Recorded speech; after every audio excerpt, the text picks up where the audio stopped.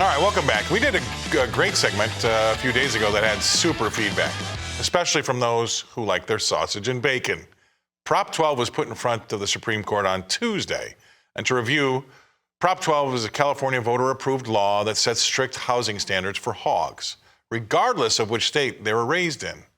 It could be devastating to the country's pork industry, and there were some interesting developments when the justices started their line of questioning. Because of the feedback, we thought we'd bring back our resident legal expert. Please welcome in Roger McEowen of the Washburn School of Law to help us kind of go through this. Now, unwrap it for us here. After what you saw and heard on Tuesday, where do things stand now? Well, keep in mind, this case was positioned on a motion to dismiss. And so when it's on a motion to dismiss, we're not really talking about the merits of the case. The question is whether the Ninth Circuit was correct in dismissing the case. And of course, the producers don't think it was correct to dismiss the case. The state of California does. And so the question before the U.S. Supreme Court, breaking it down most generically, is should we give you, as the producers, should we give you a shot to be heard on the merits of the case? Or do we just dismiss this and say this is a problem that Congress needs to deal with if they want to deal with it? That's where we're at. And did anything interesting come out of Tuesday's meeting or showing, whatever you call it? To put it mildly, yeah, there were some really interesting things that came out of the argument. The oral argument went on for over 2 hours, which is very unusual at the U.S. Supreme Court. Usually it's an hour. Sometimes it go an hour and a half, but this one went over 2 hours. The first hour went, in my view, pretty badly for the producers, and then the second hour, I think, went pretty badly for the state of California. What the court seems to be very concerned with is retaliation by other states. If California can do this, and what, of course, the producers are saying is you can't impact production methods of a product in another state. Some of the justices questioned that and said, in fact, one of them pointed out to the Producers Council, said, well, you've picked the weakest line of cases to make your argument about what we view to be a weak dormant commerce clause. Now, that came from a justice that doesn't believe in the dormant commerce clause, but he didn't like the line of cases that were cited. And some of the other justices on the other side of the aisle pushed back and said, well, this retaliation thing really bothers us.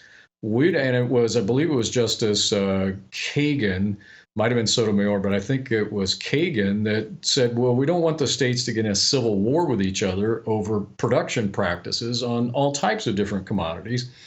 Sotomayor brought up the issue of lumber. Alito brought up the issue of almonds. And you could have innumerable products, a number of products, where states that don't produce something set rules for consumption of products that are produced in other states. So they're very concerned about that. And then the issue of labeling came up as a possible solution to this. And they said, well, wouldn't labeling, California could say we want to label on these products, and that doesn't affect the production process. Wouldn't that be less burdensome? And the answer was yes, but the producers said that would just be trivial. So I think there's enough of an argument here and enough concern by enough of the justices to say, okay, you're going to get your day in court, go back to the Ninth Circuit and make your arguments. I don't think Thomas is there. I don't think Gorsuch is there. I think both of them would say, we want out of this. This is not our problem. This is up to the Congress to put something in a farm bill to deal with this. But I think there's enough of them on the other side that let this thing survive for another day. I don't like the idea of the thing, and I loved your almonds argument that you put forward about shaking them off the tree with a person handpicked or a machine. And that could get messy if you started to see states fighting with each other. However, I kind of feel like in my gut of guts that if you're going to vote something in, then you got to respect what the California voters want. And I think that there's some pain on their end that nobody's really talking about. I mean, they're going to go a year, maybe 18 months with no sausage and no bacon, right? Until some other place, sorts that out, right? The market will find some equilibrium. What do you think about that? I mean, yeah, and the market has found some. This was interesting data that came out in the court in the oral argument. They said that some producers are already producing to satisfy the California market to the tune of about 13,000 hogs slaughtered on a daily basis to satisfy the California requirements. California demands about 65 to meet their consumer demand, 65,000. All right.